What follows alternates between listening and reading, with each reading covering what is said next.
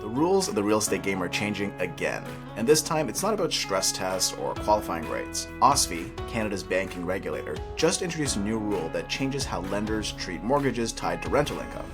While this may seem like a technical change, it's one that could have real consequences for investors, from higher rates to potential limits on how many properties you could hold. So what's really happening behind the scenes, and what should you do to protect yourself from these changes?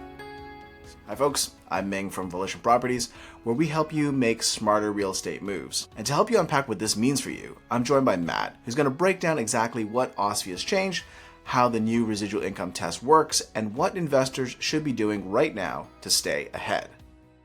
So Matt, let's start with the basics here. What exactly is OSFI changing, and when are these new rules going to take effect?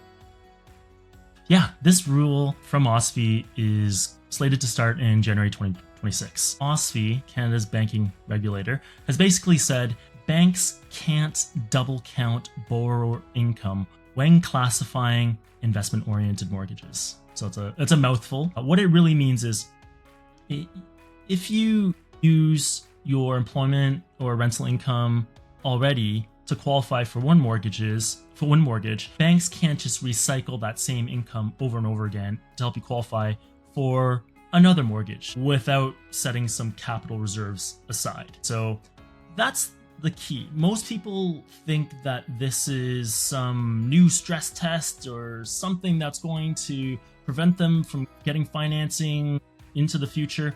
It's not exactly true. It's not like a GDS or TDS test. This is just a new way for banks to classify their lending when lending on investment properties. You've mentioned that it's not borrower qualification changes like TDS, GDS, they're basically staying the same, but there's still going to be some impact. Yeah. What this has people worrying about is, will it be harder to get financing? That's what people want to know. And the answer is maybe, but not necessarily.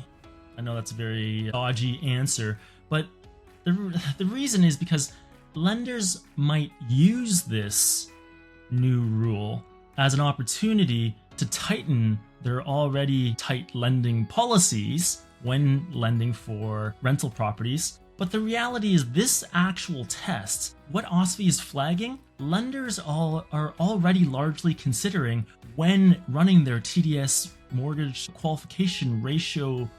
So it's not automatically the death knell of mom and pop investors like all the headlines are making it out to be. We'll get into this, but the takeaway from this is, if you can pass the TDS ratio test already for mortgage qualification, you'll almost always pass the new OSFI test tomorrow. This new residual income test is basically the major change that we're talking about here. Walk us through what this means and how this 50% threshold can come into play. Yeah, I'm gonna bust out my trusty whiteboard here. So let's say that this is Mr. Investor here, and he makes $300,000 household income, employment income. This guy owns his primary residence and he owns 2 investment properties. Let's say altogether this takes about $240,000 of income to carry, right? The carry costs. Remember, the way you calculate your carry costs is different than the way the bank does. So I'm just using the 240 that the bank would use to figure out your carry costs. So they want to buy another investment property, which is going to take another $80K to carry. So that's the setup. So if we're looking at getting financing for this property, then the way that the GDS test works right now is they would go 80,000 divided by the $300,000 of income. And I've already done the math for this. It's about 26%, roughly speaking. So if this number is 32% or below, you're good. This is rarely the deal killer. This is not the hard test to pass. GDS looks at the subject property only. But the TDS tests, this is the tougher one.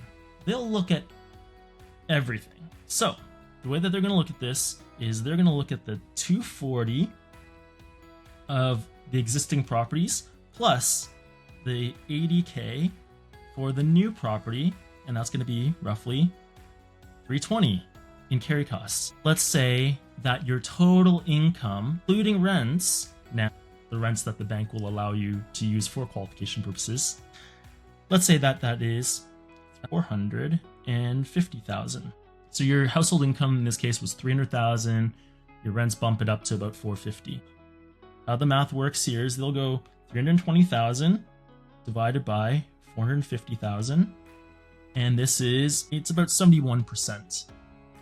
This number is way higher than your usual 44 to 50% that the banks look for when lending to you, when doing this TDS test. So banks want this TDS ratio to be in this range or lower. In this example, we're way above it, right? If you're way above it, that means typically you'd have to look at a B lender, or you'd have to access financing using a net worth program and looking at other liquid assets where they match dollar for dollar, etc. This is already the major hurdle for most investors when trying to buy more and more investment properties. This is the tough test. So in this new OSFI test, it's basically they're asking how much of your personal income is left over after your existing properties, and can it cover the new one?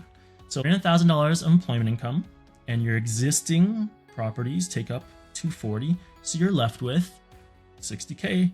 They take that $60,000, they divide it by the new property you're looking to buy. The new property costs $80,000 to carry. This is 5%. Then they ask, is this number higher or lower than 50%?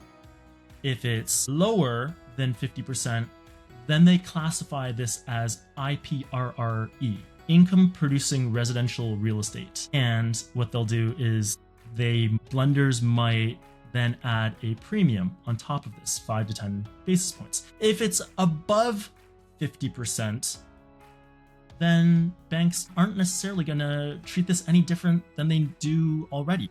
If it's less than 50%, they'll charge you this premium, is because banks, now that's classified as IPRRE, banks have to hold additional capital reserves in their vaults in the event that something happens. So this is the change here. But as you can see, this is not an automatic pass-fail for borrowers. It's just a signal to the bank about how much of your own personal income backs the deal. Yeah, when you were going through the explanation there, thank you for that. You had mentioned the next property, which kind of leads into what a lot of investors are trying to do. They're not trying to shrink their portfolios unless they're at the end of their investing journey. They're usually trying to grow. So for somebody who's going through that process of trying to scale their portfolio, what kind of impacts do you see? Here's the thing. If you run this test and your personal income covers more than 50% of the new property's carrying costs, you're good. Nothing changes. If it doesn't, and your leftover income is less than 50% of the new property's carrying costs, then the bank just needs to hold more capital in their vaults in order to lend to you. So that's the new rule. And so as a result, they might charge a small premium. We think that it's probably going to be around 5 or 10 basis points on up and above regular residential primary residence mortgage rates. So for investors who are already stretched, and it's funny because most of our investors are stretched already on personal income and mortgage qualification, this is where things might tighten a little bit. And so it could still have an impact on those people. Maybe you need to consider different tactics in order to continue qualifying for financing. Maybe you need to think about joint ventures or creative deals where the seller stays on the financing and so forth. I think the important thing to take away from this is that if you already qualify for TDS today, this probably isn't going to stop you from qualifying tomorrow. Yeah, I think that's a great takeaway. So that's a breakdown of the OSFI rules. It doesn't make investing impossible, but it does make strategy even more important. If you're relying heavily on rental income to qualify, you might want to act before these come into place. Get your financing in order. Work with lenders that understand investor files. And if you want to understand how these changes could affect your particular portfolio or your ambitions for your portfolio, book a call with us at Volition Properties. We're always happy to help. And if you want to see how our clients are winning right now in this crazy down market, watch this next video. It's a great example of how smart strategy beats the headlines every time.